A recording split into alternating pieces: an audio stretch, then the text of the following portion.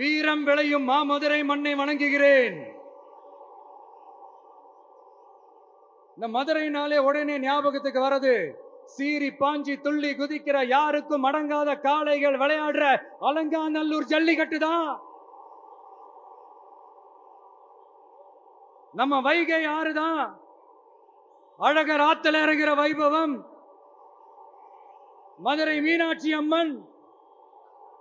இந்த மண்ணோட உண்மையான குணம் உணர்வு பூர்வமான மண் இது. அது மட்டும் இல்ல, இந்த மண்ணில் வாழ்ற மக்களும் அப்படித்தான் உணர்வு பூர்வமான ஆளுங்க. நான் இந்த மண்ணில் கால் எடுத்து வச்ச உடனே ஒரே ஒருத்தரை பத்தி தான் மனசுக்குள்ள ஓடிக்கிட்டே இருந்தது. அவர் யாருன்னு உங்களுக்கும் தெரிஞ்சிருக்கும்.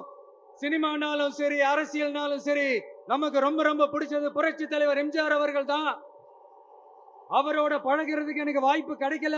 ஆனா அவரை மாதிரியே குணம் கொண்ட என்னுடைய அண்ணன் புரட்சி கலைஞர் கேப்டன் விஜயகாந்த் அவர்களோட பழகிறதுக்கு எனக்கு நிறையவே வாய்ப்பு கிடைச்சது.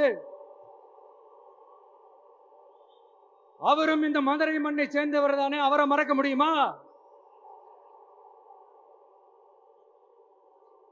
தமிழ்நாட்டு மக்கள் உணர்வுபூர்வமா உண்மையா நம்ம பக்கத்திலே நிக்கிறவங்க.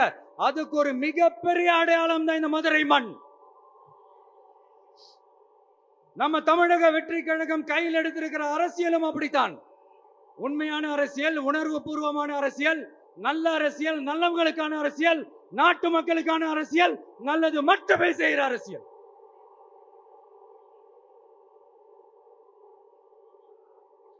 இதோ நம்மளுடைய இந்த 2வது மாநில மாநாடு வாகை சூடும் வரலாறு திரும்புகிறது.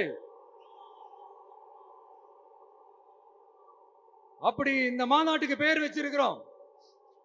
1967லயும் 1977லயும் நம்ம தமிழக அரசியல் ஒரு மிகப்பெரிய ஆட்சி அதிகார மாற்றங்கள் ஒண்ணு நடந்துச்சு இல்லையா?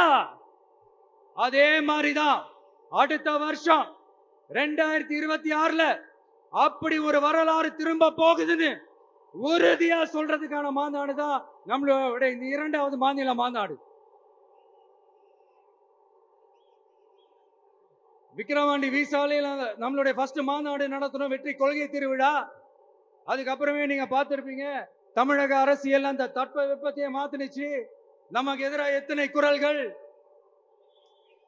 ஆனா உங்களுக்கு தான் நம்மளை பத்தி நல்லா தெரியுமே.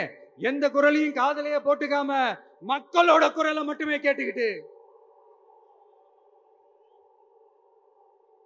நமக்கு எதிராக வர அத்தனை கூக்குரல்